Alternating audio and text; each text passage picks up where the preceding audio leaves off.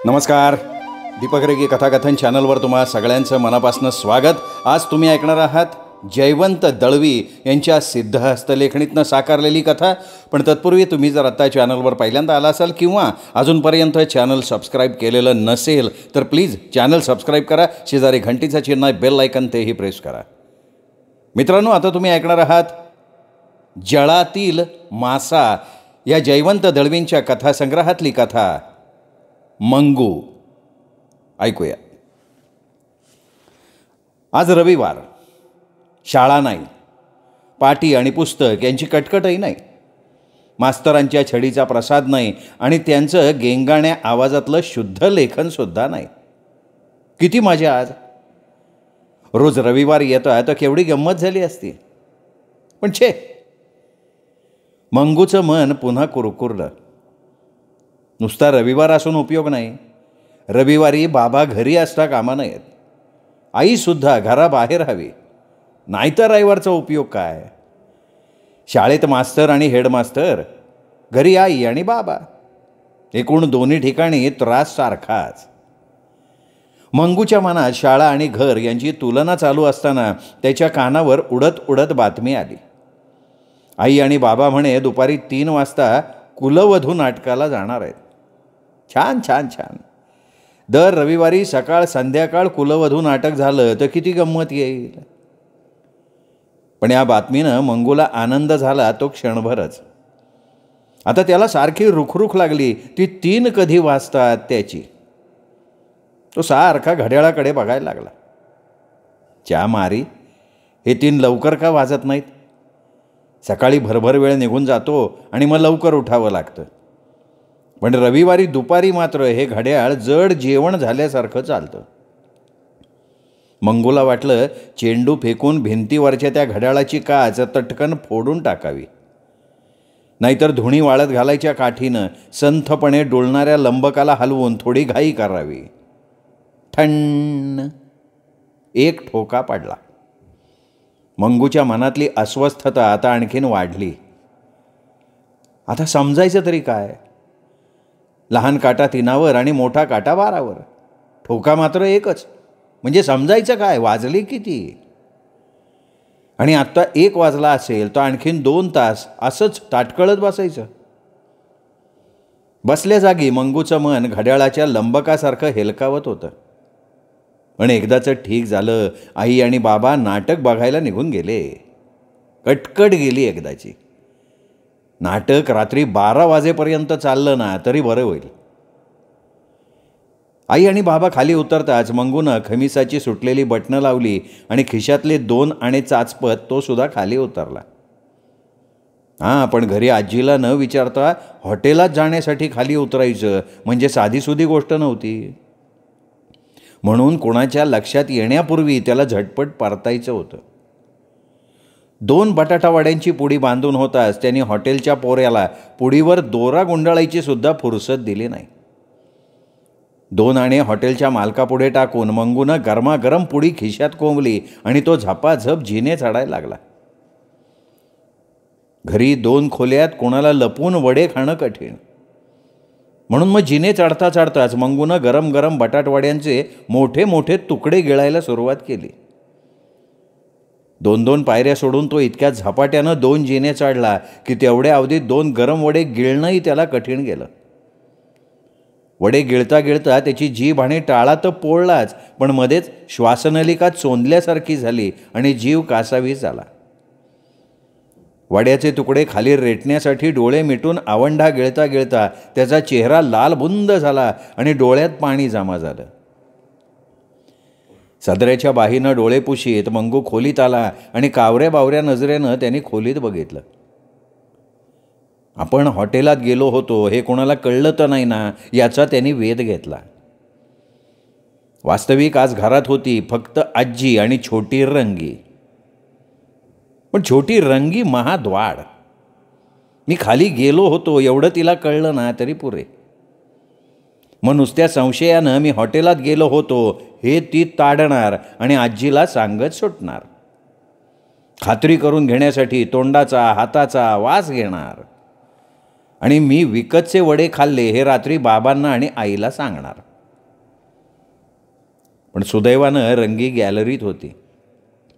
मंगू खाली गेला होता हे तिला कळलं सुद्धा नव्हतं. आजी गॅलरीत बसून वाती वळत होती. एकूण काय, कोणालाच काहीही कळलेलं नव्हतं. मंगूला आनंद झाला, पण थोडं वाईटसुद्धा वाटलं. आपण वर येण्याची उगाच घाई केली, व्यर्थ वडे गिळले आणि जीभ भाजून घेतली असं त्याला वाटायला लागलं. बटाटा वड्यांची धड चवसुद्धा कळली नाही. उकडलेले बटाटे गिळावे तसं झालं.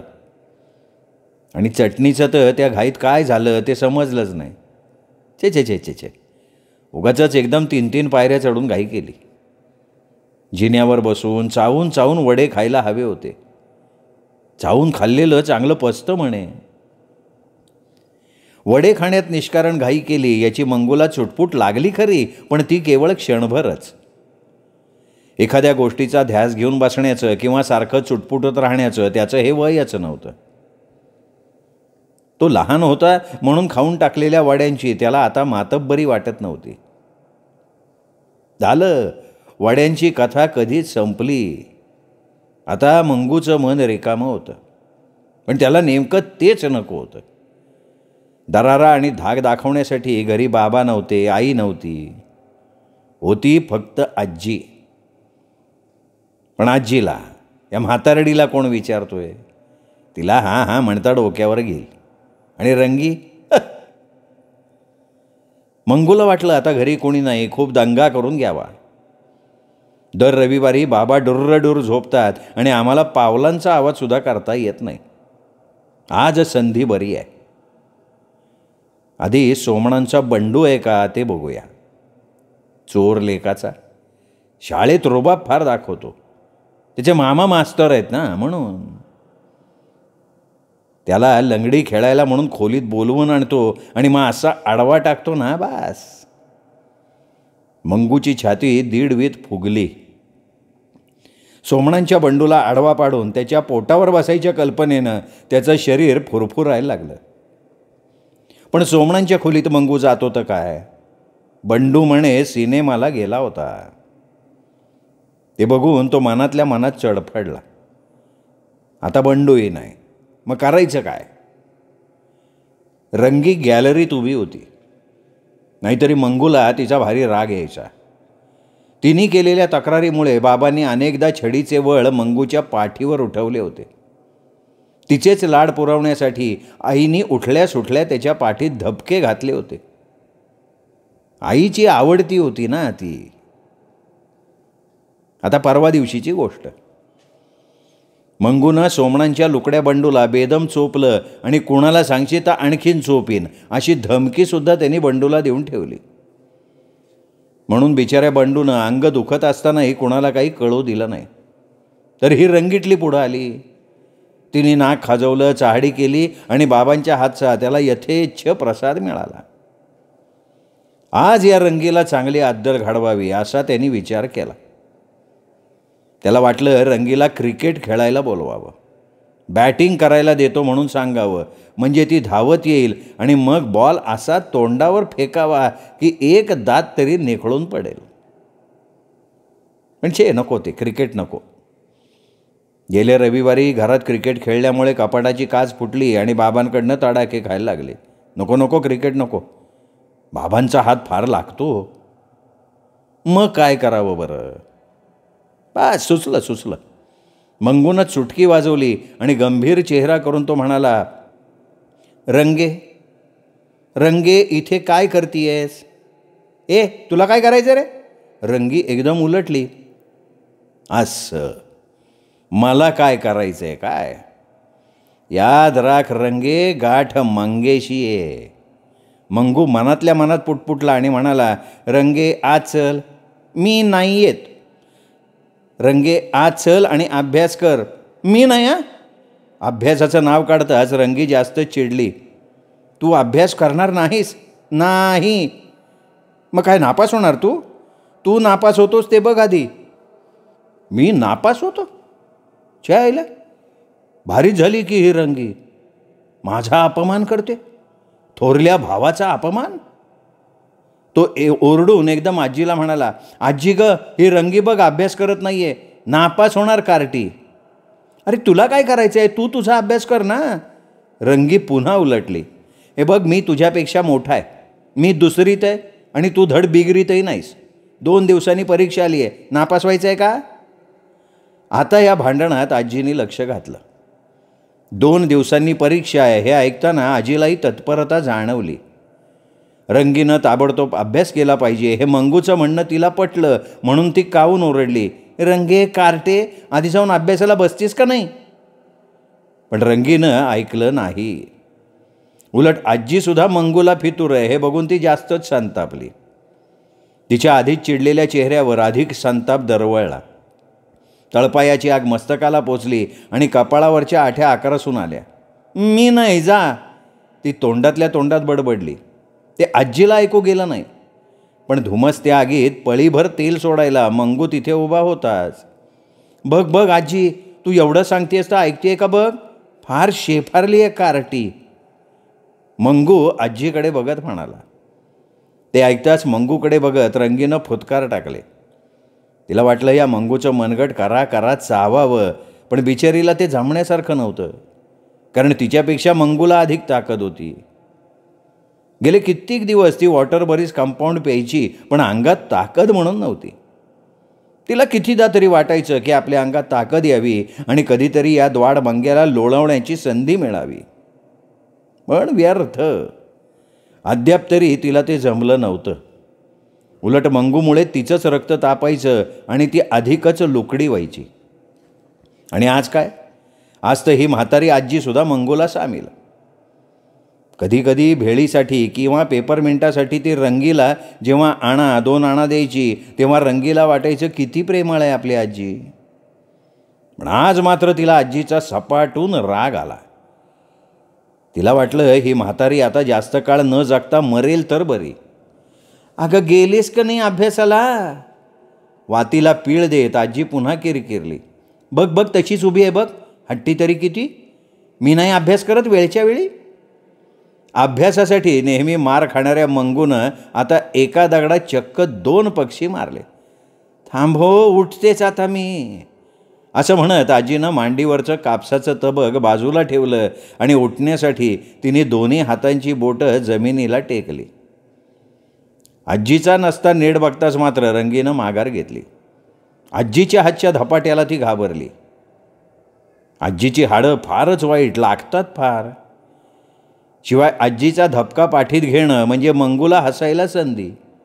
नकोच ते. तडक जाऊन पुस्तक मांडीवर घेऊन बसावं. अभ्यासाचं सोंग केलं ना तरी पुरे. झग्याशी चुळबुळ करत रंगीनं पुस्तकाचं पाकिट घेतलं आणि तिने अंकलिपी उघडली. पण तिला अभ्यासाचं सोंग करू द्यायला मंगू तयार नव्हता. मंगू म्हणाला, चल मी शिकवतो तुला. रंगीला काही ते सहन झालं नाही. मंगू कोण शिकवणार, त्याला काय येतंय. तो तर आत्ताच कुठे दुसरीत गेलाय आणि तो सुद्धा पास होऊन नाही. मास्तरांना घरी आणून बाबांनी आमरसपुरीचं जेवण घातलं तेव्हा कुठं कार्टा दुसरीत चढलाय आणि मोठा मला शिकवायला आलाय. पण आता करणार काय. नाही म्हणावं तर आजी मंगूच्या बाजूनं. काहीही न बोलता तिने असहाय्य नजरेनं मंगूकडे बघितलं. अंकलिपी ठेव इथे, मंगूने आज्ञा केली आणि शेंबड्या नाकावर मनगट ओढून त्यानं भुर्र भुर्र करत चेहरा गंभीर करून टाकला. त्याने ओढून ताणून पंतोजींचा आव आणला. क ह्या अक्षरावर बोट ठेवून तो म्हणाला, हे अक्षर क. रंगीने अक्षर वाचलं. मंगूचं चित्त क्षणभर गोंधळलं. हे क का फ. पण एकूण त्याला रंगीला चेपायचं होतं, तेवढीच संधी त्याला हवी होती. म्हणून रंगी म्हणेल त्याच्या उलट म्हणण्याचा त्यांनी सपाटा लावला. गाढव, बॅकली. मंगू चिडला. हे क, अगं हे फ आहे, फ म्हण, फ फ. रंगी म्हणाली. मंगू म्हणाला, 10 म्हण, 10 म्हण, फ फ फ. आणि नीट लक्षात ठेवा, पुन्हा चूक केलीस ना तर छडीनं मारणार. त्याला मारण्यासाठी बाबांनी आणलेली छडी आत्ता मंगूनं हातात धरली होती. अरे पण हे क अक्षर आहे असं बाबांनी मला सकाळी सांगितलं. रंगी म्हणाली, बाबांना काय कळतंय, मी सांगतो ते ऐक. अरे तू बाबांना काय कळतंय असं म्हणतोयस, सांगू आजीला. रंगीनं मंगूवर प्रतिहल्ला करण्याचा डाव साधला, पण मंगू असा डरणारा नव्हता. तो म्हणाला, हे बघ, नसत्या उठाठेवी करून तुला अभ्यास चुकवायचा आहे. पुन्हा 10 म्हण, फ फ फ. क अक्षरावर बोट ठेवून रंगीनं 10 फ फ फ फ म्हटलं. आता हा शब्द वाच, मंगूनं सांगितलं. कणस या शब्दावर बोट ठेवून रंगीनं शब्द वाचला, फणस. त्यानंतर मंगूनं दुसरं पान उलटलं. त्या पानावर चित्र होती. पहिल्या चित्रावर बोट ठेवून मंगू म्हणाला, या चित्राचं नाव लिही. ऋषी. रंगीनं लिहिलं. रंगीच्या हातावर छडी बसली. ऋषी असा लिहितात ऋषी? हे पहिलं अक्षर रू कोणी शिकवलं का तुला? मंगू चिडून म्हणाला, अरे मग कसं लिहायचं? रडकुंडीला येऊन रंगीनं विचारलं. रू असा रू नाही लिहायचा. हे बघ, र ला उकार रू आणि पुढे शी असं लिहायचं. अरे नाही रे, बाबा म्हणतात पोटफोड्या श पाहिजे. गप, बाबांना काय कळते, शेंडीवाला श पाहिजे. ऋषी, र ला उकार रू, शहामृगातला श नाही, शेपटीतला श. त्याला द्यायची वेलांटी, शेंडी द्यायची त्याच्यावर. माहिती नाही तुला? आता हे स्पष्टीकरण रंगीला थोडं थोडं पटलं. लिही, 10 लिही, मंगूनं फरमावलं. तिने र ला उकार रू, शेपटातला श, त्याला वेलांटी शी असं करत 10 वेळा ऋषी लिहून काढलं. आणि असा अभ्यास चालू असताना आई आणि बाबा आले आणि रंगीला मनासारखं मारता आलं नाही म्हणून मंगू निराश झाला. पण रंगीचं दुर्दैव संपलं नव्हतं. तिची परीक्षा जवळ आली म्हणून बाबांनी ताबडतोब तिला अभ्यासाला बसवली आणि ते स्वतः तिला शिकवायला लागले. क या अक्षरावर बोट ठेवून ते म्हणाले, वाच हे अक्षर. फ रंगी म्हणाली आणि ते ऐकताच बाबा भडकले. हे फ आहे, हे फ आहे, मग हा शब्द वाच आता. त्यांनी कणस या शब्दावर बोट ठेवलं. फणस. रंगी म्हणाली, हा फणस आहे, हे फणस लिहिलेलं आहे. बाबांचा पारा चढला. नाट्यगृहात त्यांच्यासमोरच खांब आला होता म्हणून ते आधीच चिडलेले होते. बरं आता ऋषी हा शब्द लिही. ऋषी. मंगूनं शिकवलेला ऋषी तिने लिहून काढला. ते बघताच बाबा ताडकन उसळले. अगं सकाळी शिकलेलं तू संध्याकाळी विसरलीस? मथड कारठी, अभ्यास करायला नको, नापास व्हायला पाहिजे का? बेकारडे पोर. कडाड त्यांनी रंगीच्या पाठीवर छड्या ओढल्या. बाबा बाबा. रंगीला काहीतरी कळवळत सांगायचं होतं पण बाबा कमालीचे चिडले होते. त्यांनी आणखीन 2 छड्या ओढल्या. तेवढ्यात आजी मध्ये पडली आणि रंगी सुटली. आजीच्या कुशीत तोंड लपवून रंगी कळवळून रडत होती. व्याकुळ होऊन ढसा रडत होती. हसलं कसलं मेलं मारणं, न शिके न कधी. पोरीच्या जातीला शिकून काय करायचंय, आम्ही कुठे शिकलो. आजी संतापून स्वतःशी बडबडत होती आणि बोटांची नखं तोंडानं कुरतडत मंगू समाधानानं रंगीकडे बघत होता आणि तिला खेजावण्यासाठी मधून नाकाचा शेंडा वर उडवत बसलेला होता.